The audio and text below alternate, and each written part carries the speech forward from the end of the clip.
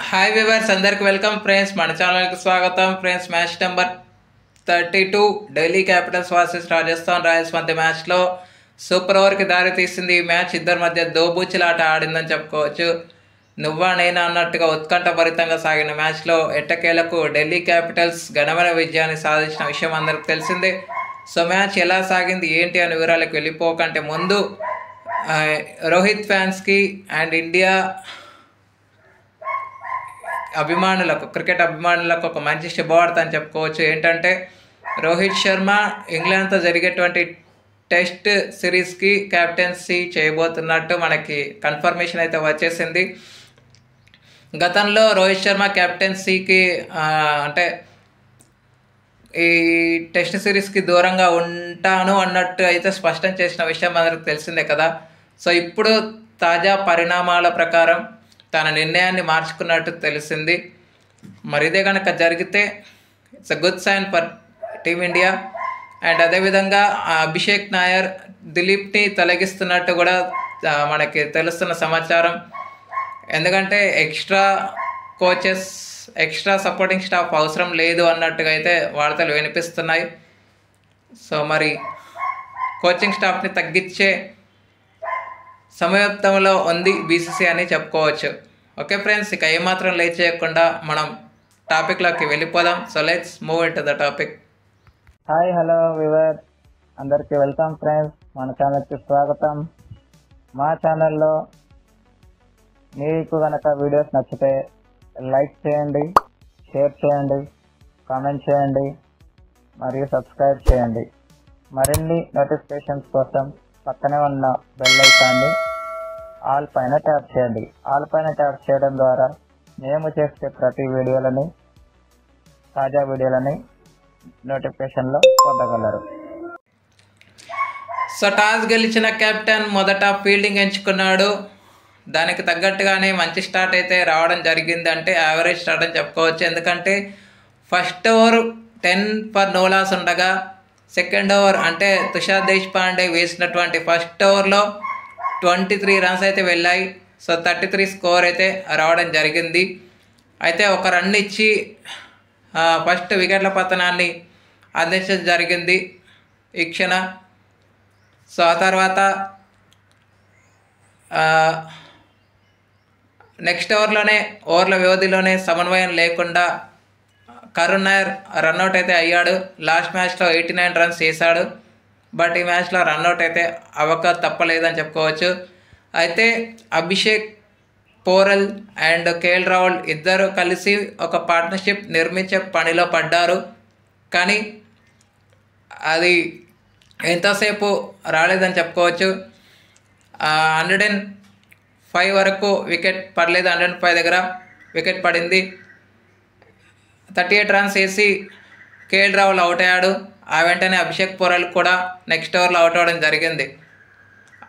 అయితే 109 ఆ టైంలో ఉన్నప్పుడు అక్షర్ పటేల్ వచ్చి స్కోర్ వేగాన్ని పెంచాడని చెప్పుకోవచ్చు. ముఖ్యంగా అసరంగాని చాలా వరకు అటాక్ చేశాడని చెప్పుకోవచ్చు. 14 runs రాబట్టాడు ఆ ఓవర్లో అక్షర్ పటేల్. 14 runs రాబట్టిన తర్వాత అదే ఓవర్లో అవుట్ అవ్వడం జరిగింది. సో 34 runs అయితే చేశాడు 14 balls. మంచి పార్ట్నర్షిప్ బిల్డ్ అవుతున్న టైంలో ఆ పార్ట్నర్షిప్కి బ్రేక్ పడింది. 41 runs పార్ట్నర్షిప్ బ్రేక్ అయింది స్టబ్స్ మధ్య. అండ్ అశుతోష్ శర్మ రావడం స్టబ్స్తో కలిసి 42 runs పార్ట్నర్షిప్ చేశారు.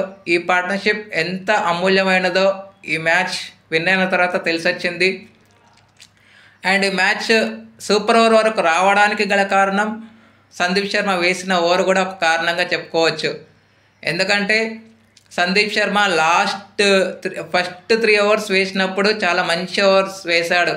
ఎప్పుడైతే last over వేశాడో 4 wides, 1 no ball, అదేవిధంగా 6-4 రాబట్టడం జరిగింది. 19 runs వచ్చాయి ఓవర్లో. అది మ్యాచ్ టర్నింగ్ పాయింట్గా చెప్పుకోవచ్చు. సో మొత్తంగా 5 wicketsకి 188 runs అయితే స్కోర్ చేసింది. ఏముందిలే, వచ్చిన స్టార్ట్కి మంచిగానే గెలుస్తారు అనుకున్నారు చాలామంది. సో జఫ్రా ఆర్చర్కి 2 వికెట్లు రాగా, సారీ గైస్ పైన మనం తీక్షణ పేరు చెప్పాను, సారీ, జఫ్రా ఆర్చర్ వికెట్ల పతనాన్ని స్టార్ట్ చేశాడు. జఫ్రా ఆర్చర్కి 2 వికెట్లు అండ్ తీక్షణకు 1. సో ఒక్కొక్క వికెట్ అయితే రావడం అయితే జరిగింది. 9 ఎక్స్ట్రాస్ అయితే ఇచ్చారు. అనంతరం లక్ష్యఛేదను ఆరంభించిన ఆర్ఆర్కి మాత్రం చాలా మంచి స్టార్టే రావడం జరిగింది. అయితే వీళ్ళకి వచ్చిన స్టార్ట్ పవర్ ప్లేని చక్కగా యూటిలైజ్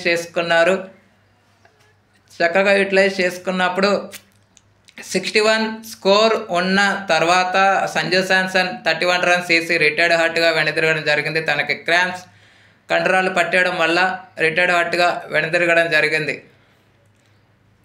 తర్వాత తన ప్లేస్లో రియాన్ పరాగ్ వచ్చాడు. ఏమాత్రం కాంట్రిబ్యూట్ చేయలేకపోయాడు. 8 రన్స్ మాత్రమే చేశాడు. పార్ట్నర్షిప్ బిల్డ్ అవుతున్న టైంలో తను అవుట్ అయ్యాడు 8 రన్స్కి. ఆ తర్వాత నితీష్ రాణాతో కలిసి జైస్వాల్ మంచి పార్ట్నర్షిప్ బిల్డ్ చేశాడు. అయితే 51 రన్స్ వేసి జైస్వాల్ అవుట్ అయిన తర్వాత జురైల్తో కలిసి మరో వికెట్ పడకుండా జాగ్రత్త పడి విన్ని పూర్తి చేసే క్రమంలో పడ్డ తర్వాత అన్ఫార్చునేట్లీ 51 రన్స్ వేసి నితీష్ రాణా కూడా అవుట్ అయ్యాడు. నితీష్ రాణా అవుట్ అయిన తర్వాత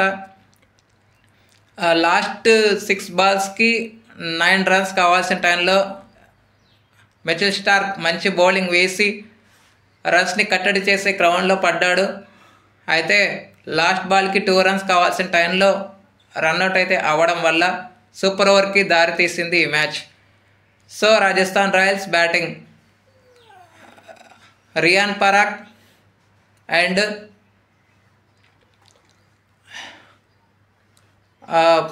బ్యాటింగ్ చేశారు. రియాన్ పరాగ్ ఎట్మైర్ ఇద్దరు బ్యాటింగ్ చేశారు. సో ఫస్ట్ బాల్కి 4 వచ్చిన తర్వాత ఎప్పుడైతే నో బాల్ వచ్చిందో 4th బాల్కి నో బాల్ 4 కొట్టిన తర్వాత నో బాల్ వచ్చింది 4th బాల్కి. అయితే ఆ నో బాల్ని ఏమాత్రం యూటిలైజ్ చేసుకోలేకపోయారు. 2 రన్అట్స్ అయితే జరిగాయని చెప్పుకోవచ్చు. వైడ్ వచ్చిన తర్వాత సింగిల్ రన్ రావడం, తర్వాత నెక్స్ట్ బాల్కే రన్అట్ మళ్ళీ అవ్వడం జైస్వాల్. సో మొత్తానికి 11 రన్స్కి అయితే రిస్ట్రిక్ట్ చేశారు సూపర్ ఓవర్లో. So KL Rahul, Tristan Stubbs బ్యాటింగ్కి వచ్చారు. నిజంగా చెప్తున్నా గైస్, కేఎల్ రాహుల్కి రీప్లేస్మెంట్గా నేను ఎవరనుకున్నానంటే అభిషేక్ పోరాల్ వచ్చింటే చాలా బాగుండేదేమో అనిపించింది. బట్ కేఎల్ రాహుల్ పెద్ద మ్యాజిక్కే చేశాడు. 3 బాల్స్లో 7 రన్స్ అయితే చేశాడు. తర్వాత ఫినిషింగ్ అయితే అందించడం జరిగింది. కృష్ణన్ సబ్స్ ఫస్ట్ బాల్కి 2 రన్స్ తీశాడు కేఎల్ రాహుల్. సెకండ్ బాల్కి 4, third ball single and Stubbs మాత్రం 6 కొట్టి మ్యాచ్గా ఫినిష్ చేశాడు. ఇక player of the match award అయితే నో డౌట్ అందులో సందేహాలు అక్కర్లేదు. తనకి మిచెల్ స్టార్కి player of the match award అయితే రావడం జరిగింది. వీళ్ళు ఎక్స్ట్రాస్ జస్ట్ 6 మాత్రమే ఇచ్చారు ఎక్స్ట్రాస్. సో ఆర్ఆర్ వాళ్ళ రన్అట్స్ కొంప ముంచాయి. మరి ఇన్ ఫ్యూచర్ మ్యాచెస్లో ఆ మిస్టేక్స్ నుంచి తేలుకోవాలి అని అయితే మనమందరం మనస్ఫూర్తిగా కోరుకుందాం. ఓకే ఫ్రెండ్స్, ఇక ఈరోజు match number 33 Mumbai Indians versus Sunrisers Hyderabad వద్ద మ్యాచ్ అయితే ఉంది. ఎవరు విన్ అవుతారు, ఎవరి వైపు విన్నింగ్ మొమెంటం క్యారీ ఫార్వర్డ్ అవుతుంది అనుకుంటున్నారో కామెంట్ బాక్స్లో కామెంట్ చేయండి. Thank you friends. ఇలాంటి అప్డేట్స్ కోసం ఛానల్ని సబ్స్క్రైబ్, షేర్, లైక్, కామెంట్ చేయండి. మరొక అప్డేట్తో మేము ఉంటాను ఫ్రెండ్స్. అంతవరకు సెలవు, నమస్కారం.